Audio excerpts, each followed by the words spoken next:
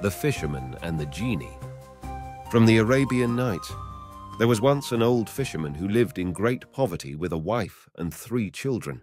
But though poorer than others, he ever toiled in humble submission to the decrees of Providence, and so, at the same hour each day, he would cast his net 4 times into the sea, and whatever it brought up to him therewith, he rested content.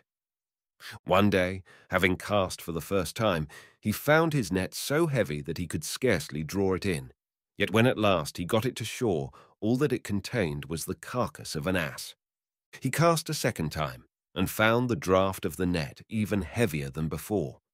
But again he was doomed to disappointment, for this time it contained nothing but a large earthenware jar full of mud and sand. His third attempt brought him only a heap of broken old bottles and potsherds. Fortune seemed to be against him. Then, committing his hope to Providence, he cast for the 4th and last time, and once more the weight of the net was so great that he was unable to haul it. When at last he got it to land, he found that it contained a brazen vessel, its mouth closed with a leaden stopper, bearing upon it the seal of King Solomon. The sight cheered him. "This," thought he, "I can sell in the market, where I may get for it enough to buy a measure of corn, and, if one is to judge by weight, what lies within may prove yet more valuable." Thus reckoning, he prized out the stopper with his knife, and turning the vessel upside down, looked for the contents to follow. Great was his astonishment when nothing but smoke came out of it. The smoke rose in a thick black column and spread like a mist between earth and sky, till presently, drawing together, it took form, and there in its midst stood a mighty genie, whose brows touched heaven while his feet rested upon ground. His head was like a dome, his hands were like flails, and his legs like pine trees. His mouth was black as a cavern, his nostrils were like trumpets, his eyes blazed like torches, and his wings whirled round and over him like the simoom of the desert. At so fearful a sight, all the fisherman's courage oozed out of him. But the genie, perceiving him, cried with a loud voice, "O Solomon, prophet of God, slay me not, for never again will I withstand thee in word or deed." "Alas," said the fisherman, "I am no prophet, and as for Solomon, he has been dead for nearly 2,000 years. I am but a poor fisherman whom chance has knocked by accident against thy door." "In that case," answered the genie, "know that presently thou wilt have to die." "Heaven forbid," cried the fisherman, "or at least tell me why. Surely it might seem that I had done thee some service in releasing thee." "Hear first my story," said the genie, "then shalt thou understand." "Well, if I must," said the fisherman, resigning himself to the inevitable, "but make it short, for truly I have small stomach left in me now for the hearing of tales." "Know, then," said the genie, "that I am one of those spirits which resisted the power and dominion of Solomon, and when, having brought into submission all the rest of my race, he could not make me yield to him either reverence or service, he caused me to be shut up in this bottle, and sealing it with his own seal, cast it down into the depths of the sea. Now when I had lain there prisoner for 100 years, I swore in my heart that I would give to the man that should release me all the treasures attainable in heaven or earth. But when none came to earn so great a reward in all the 100 years that followed, then I swore that I would give to my liberator earthly riches only. And when this gift also had lain despised for yet another 100 years, then would I promise no more than the fulfillment of 3 wishes. But thereafter, finding that all promises and vows were vain, my heart became consumed with rage, and I swore by Allah that I would only grant to the fool that should release me his own choice of the most cruel form of death by which he should die. Now therefore accept that mercy which I still offer, and choose thy penalty." When the fisherman heard this, he gave himself up for lost, yet he did not the less continue by prayer and supplication to entreat the genie from his purpose. But when he found that there was no heart left in him to be moved, then for the first time he bestirred his wits, and remembering how that which is evil contains far less wisdom than that which is good, and so falls ever the more readily into the trap prepared for it, he spoke thus: "O Genie, since thou art determined on my death, there is yet a certain thing touching thine honour that I would first know. So, by the ineffable name, which is the seal of Solomon, I will ask thee one question, and do thou swear to answer it truly." The genie was ready enough to give the oath as desired. Then said the fisherman, "How is it that one so great as thou art, whose feet o'erstep the hills and whose head outtops the heaven, how can such an one enter into so small a vessel to dwell in it? Truly, though mine eyes tell me I have seen it, I cannot any longer believe so great a marvel." "What?" cried the genie. "Dost thou not believe what I have already told thee?" "Not till I have seen it done can I believe it," said the fisherman. Thereupon, without more waste of words, the genie, drawing his limbs together and folding himself once more in a thick veil of smoke, descended from his vast altitude into the narrow neck of the brazen vessel till not one shred or film of him remained to view. Then the fisherman, with a quick hand, replaced the leaden stopper, and laughing, cried to the genie, "Choose now thou in thy turn, by what manner of death thou wilt die." The genie, hearing himself thus mocked, made violent efforts to escape, but the power of the seal of Solomon held him fast, and the fisherman, ceasing not all the while to revile him for the treachery and baseness which were now to receive their due reward, began to carry the vessel back to the sea's brink. "Now," said he, "thou shalt return to the place whence I drew thee, and here on the shore I will build myself a hut, and to every fisherman that comes near I will say, Look that you fish not in these waters, for herein lies bound a wicked genie that has sworn to put to a cruel death whoever dares to release him." "Nay, nay," cried the genie, "I did not mean what I said. Ask of me now, and I will give you all the treasures that the world contains, or that your heart can find in it to desire, if only you will set me free." The fisherman, being of a mild spirit and with no heart for revenge, sat down to consider what he should do, and all the while the imprisoned genie continued to appeal to him for compassion with loud promise and lamentation. So at last the fisherman, having the fear of God before his eyes, after he had extracted from the genie a most solemn vow to leave him unharmed, drew out the stopper of lead and released him. No sooner was he out and restored to his true form than the genie, turning himself about, lifted his foot, and with his full strength smote the brazen vessel far out to sea, and the fisherman, beholding that act, began to repent him of his mercy and to tremble again for dear life. But the genie, seeing his fear, broke into huge laughter, and striding on ahead of him, cried, "Come, fisherman, and follow me, for now I will lead you to fortune." Meekly at his heels went the old fisherman, and leaving behind them the habitations of men, they ascended a mountain and entered upon a desert tract guarded by 4 hills, in the centre of which lay a broad lake. Here the genie stopped, and pointing to a place where fish were swimming in abundance, bade the fisherman cast in his net. The fisherman did as he was told, and when he drew in his net, he found that it contained 4 fish, each of a different colour, a red, a white, a blue, and a yellow. Never in his life had he seen the like of them. The genie bade him take and offer them to the sultan, assuring him that if he did so, they should bring him both fortune and honours. Then he struck the ground with his foot, and immediately the earth opened its mouth and swallowed him as the dry desert swallows the rain. The fisherman, wondering no less at his safe deliverance than at the marvel of these occurrences, made his way in haste to the city, and there, presenting himself at the palace, he begged that the 4 fish might be laid at the sultan's feet as a humble offering from the poorest of his subjects. No sooner had the monarch seen them, so strange of form and so brilliant and diverse in hue, than his longing to taste of them became strongly awakened. So, by the hand of his vizier, he sent them to the cook to be prepared forthwith for the royal table. As for the poor fisherman, he received no fewer than 400 pieces of gold from the sultan's bounty, and returned to his family rejoicing in an affluence which surpassed his utmost expectations.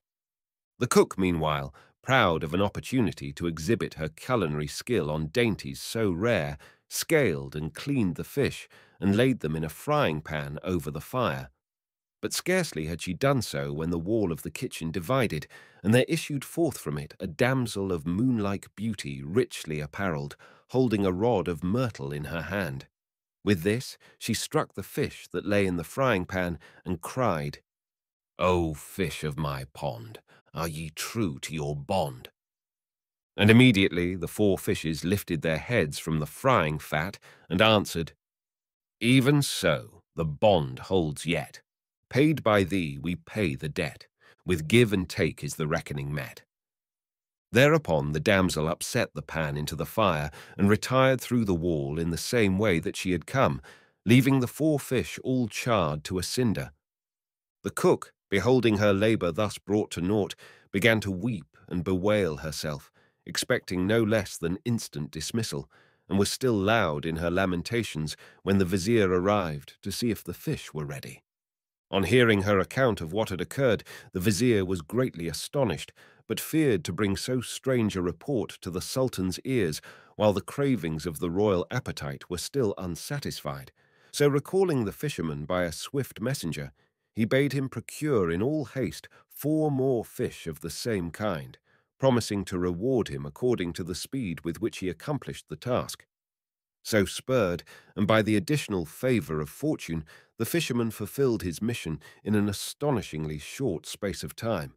But no sooner was the second lot of fish placed upon the fire in the vizier's presence than once again the wall opened, and the damsel, appearing as before, struck the frying pan with her rod and cried, "O fish of my pond, are ye true to your bond?"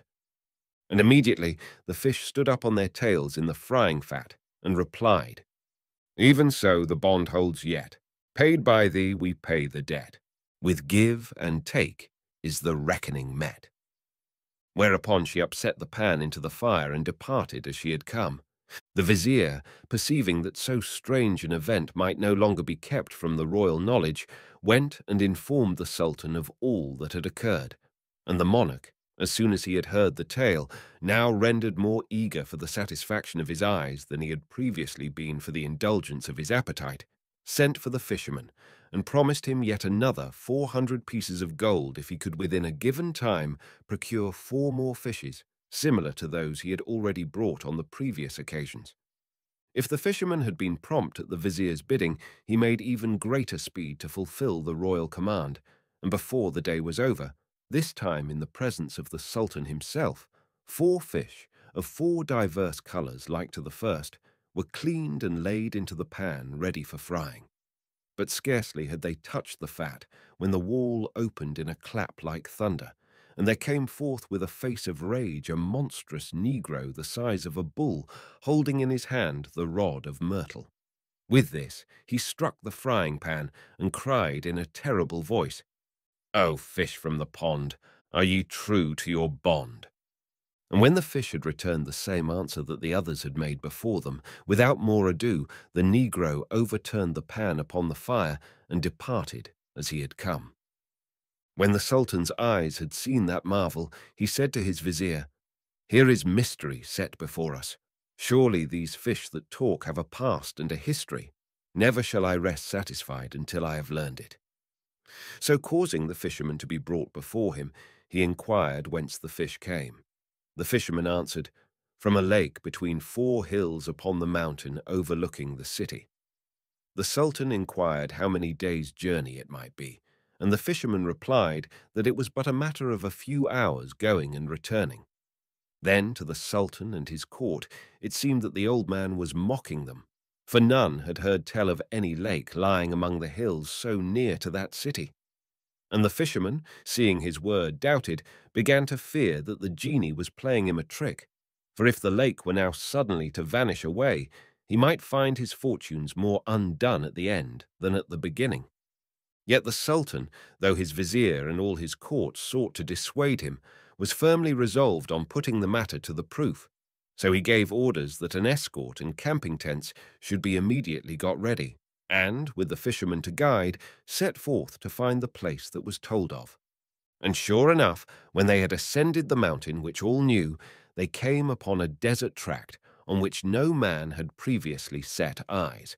And there in its midst lay the lake filled with 4 kinds of fish, and beyond it stretched a vast and unknown country.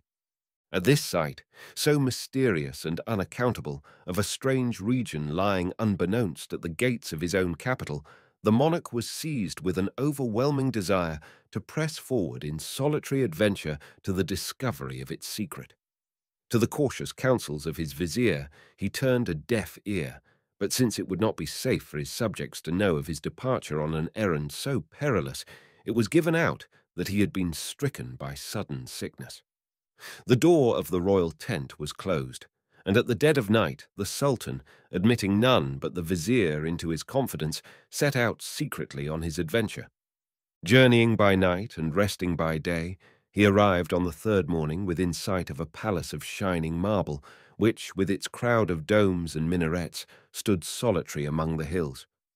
No sign of life was about it, and when he drew near and knocked at the gates, none came to answer him. Then, finding the doors unfastened, he took courage and entered, and advancing through chambers where gold lay as dust, and by fountains wherein pearls lay poured out like water, he found only solitude to greet him. Wandering without aim among innumerable treasures unguarded and left to waste, the Sultan grew weary and sat down in an embrasure to rest. Then it seemed to him that not far off he could hear a sorrowful voice chant verses of lamentation. Following the sounds with wonder, he came to a curtained doorway, and passing through found himself in the presence of a fair youth richly dressed, seated upon a couch and bearing upon his countenance tokens of extreme grief and despondency. To the Sultan's proffered greeting, the youth returned salutation, but did not stir from his seat. "Pardon me," he said, "for not rising, but my miserable condition makes it impossible." Having said this, he again broke into doleful lamentation, and when the Sultan inquired as to the cause of so many tears, "See for yourself," he cried, "what I am now made into." And lifting the skirt of his robe, he revealed himself all stone from his waist to the soles of his feet, while from the waist upwards he was as other men. Then, as he observed upon his visitor's countenance the expression of a lively curiosity and astonishment, "Doubtless," he went on, "as you now know the secret of my miserable condition, you will wish also to hear my story." And he related it as follows. The story of the King of the Ebony Isles. My father was king of the city which once stood about this palace. He was lord also of the Ebony Isles, that are now the 4 hills which you passed on your way hither. When I succeeded to the throne upon his death, I took to wife my own cousin, the daughter of my uncle, with whom I lived for 5 years in the utmost confidence and felicity, continually entertained by the charm of her conversation and the beauty of her person, and happy in the persuasion that she found in me an equal satisfaction. One day, however, it chanced, in the hour before dinner, when the queen was gone to bathe and adorn herself, that I lay upon a couch beside which 2 female slaves sat fanning me, and they, supposing me to be asleep, began to talk concerning me and their mistress. "Ah," said one, "how little our lord knows where our mistress goes to amuse herself every night while he lies dreaming." "How should he know?" returned the other, "seeing that the cup of wine which she gives him each night contains a sleeping draught that causes him to sleep sound however long she is absent. Then, at daybreak, when she returns, she burns perfumes under his nostrils, and he, waking and finding her there, guesses nothing. Pity it is that he cannot know of her treacherous ways, for surely it is a shame that a king's wife should go abroad and mix with base people." Now, when I heard this, the light of day grew dark before my eyes, but I lay on and made no sign, awaiting my wife's return. And she coming in presently, we sat down and ate and drank together according to custom. And afterwards, when I had retired and lain down, she brought me with her own hands the cup of spiced wine, inviting me to drink. Then I, averting myself, raised it to my lips, but instead of drinking, poured it by stealth into my bosom, and immediately sank down as though overcome by its potency, feigning slumber. Straightway the queen rose up from my side, and having clothed herself in gorgeous apparel and anointed herself with perfumes, she made her way secretly from the palace, and I, with equal secrecy, followed her.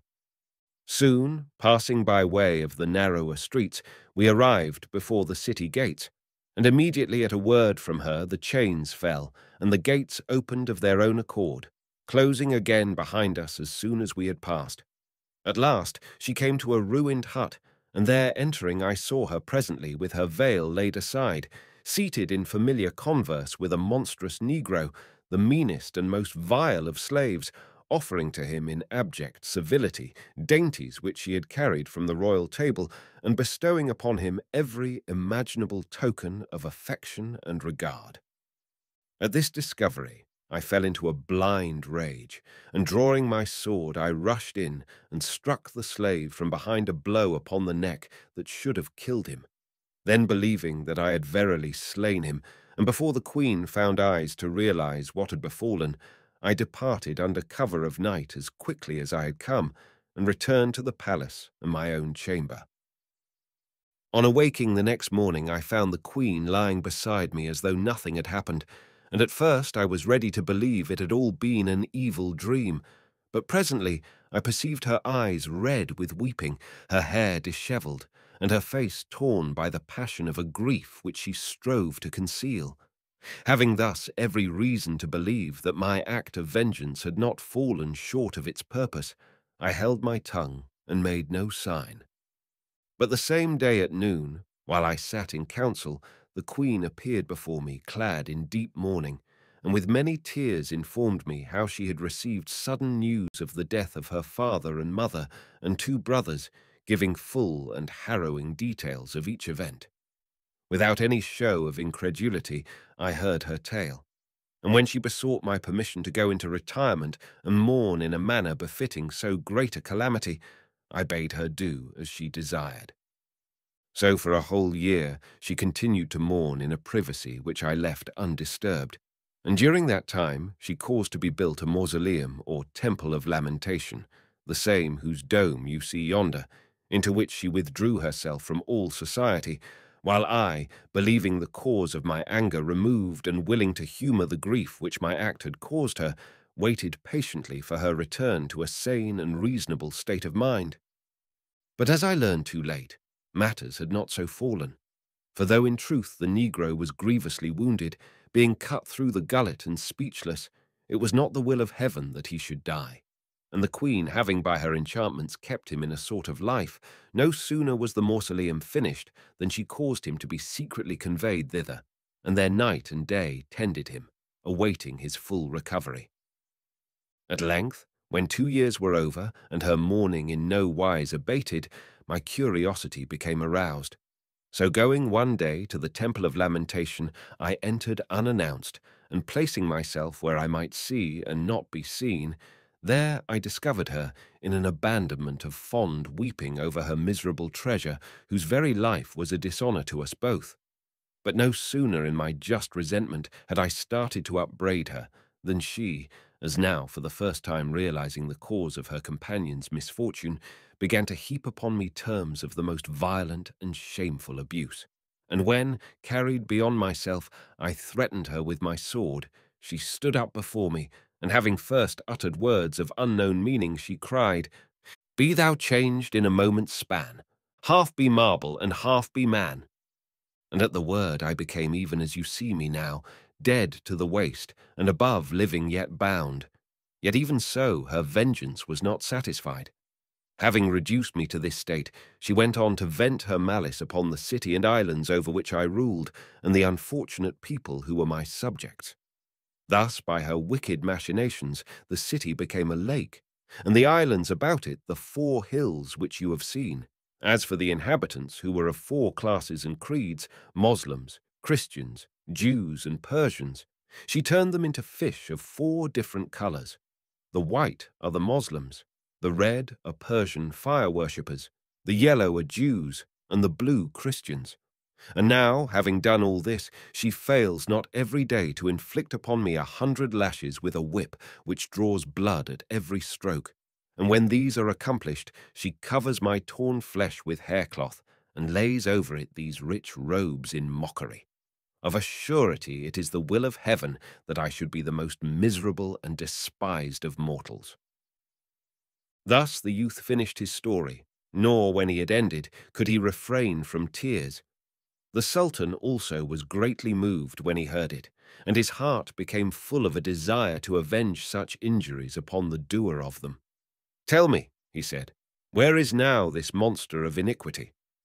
"Sir," answered the youth, "I doubt not she is yonder in the mausoleum with her companion, for thither she goes daily so soon as she has measured out to me my full meed of chastisement, and as for this day my portion has been served to me, I am quit of her till tomorrow brings the hour of fresh scourgings." Now, when this was told him, the Sultan saw his way plain. "Be of good cheer," he said to the youth, "and endure with a quiet spirit yet once more the affliction she causes thee, for at the price of that single scourging I trust, by the will of heaven, to set thee free." So on the morrow the Sultan lay in close hiding until sounds reached him which told that the whippings had begun. Then he arose and went in haste to the mausoleum, where amid rich hangings and perfumes and the illumination of 1,000 candles, he found the black slave stretched mute upon a bed, awaiting in great feebleness the recovered use of his sawn gullet. Quickly, with a single sword stroke, the avenger took from him that poor remnant of life which enchantment alone had made possible.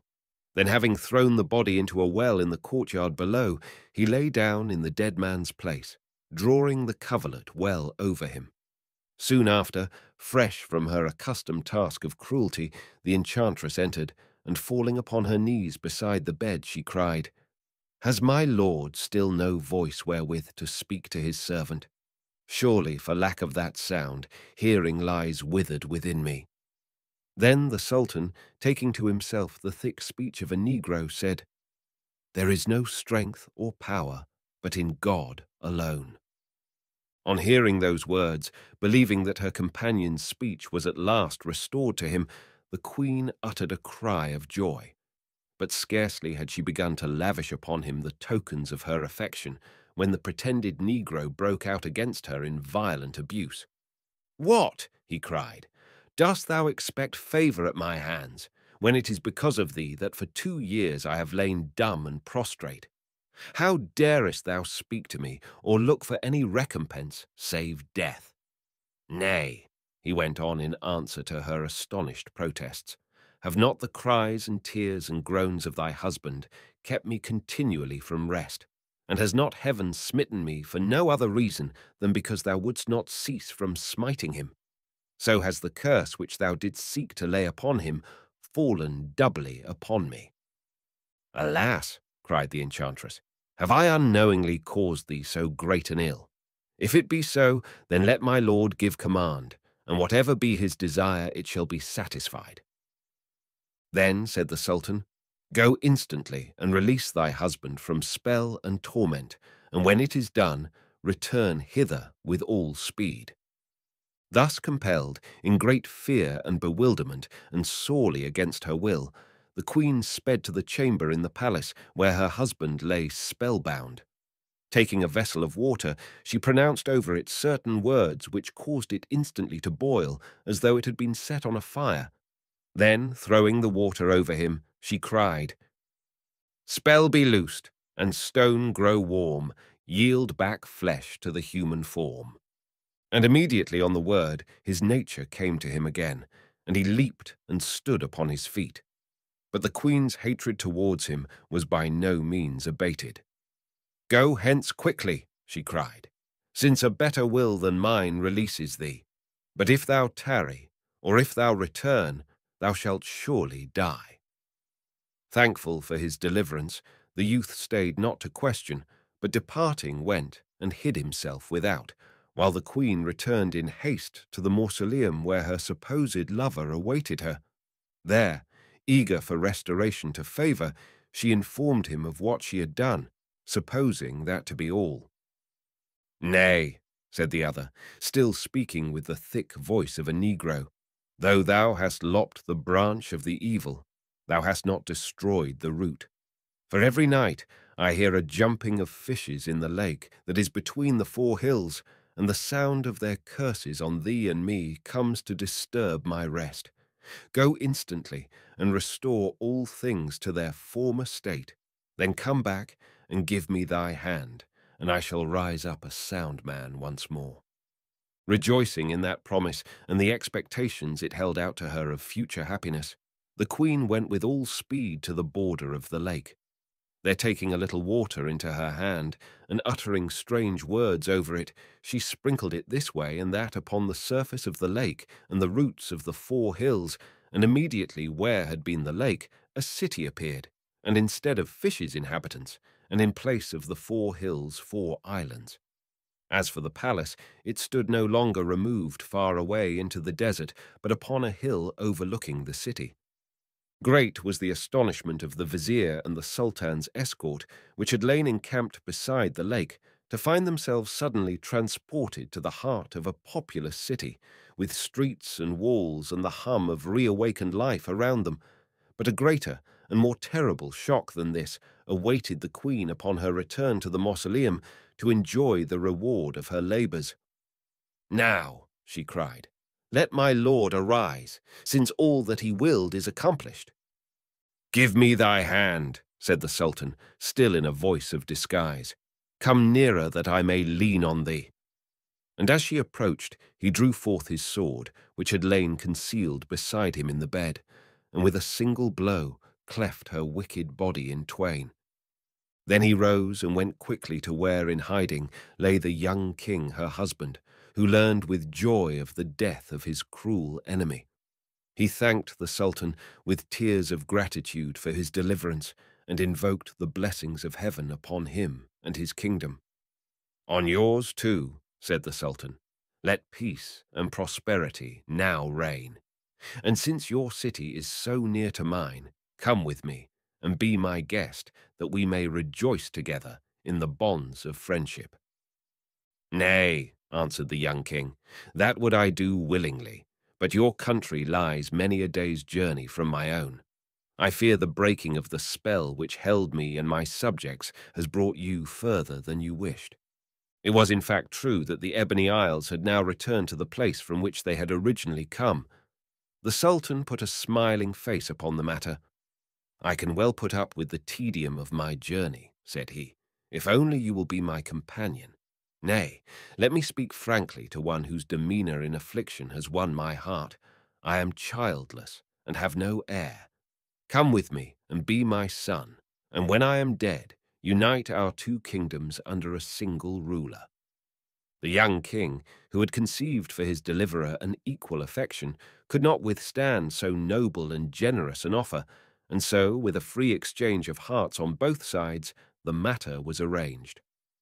After a journey of some months, the Sultan arrived again at his own capital, where he was welcomed with great rejoicings by the people, who had long mourned over his strange and unexplained absence. As for the old fisherman who had been the immediate cause of the young king's deliverance, the Sultan loaded him with honours, and gave his daughters in marriage to sons of the blood royal, so that they all continued in perfect happiness and contentment to the end of their days.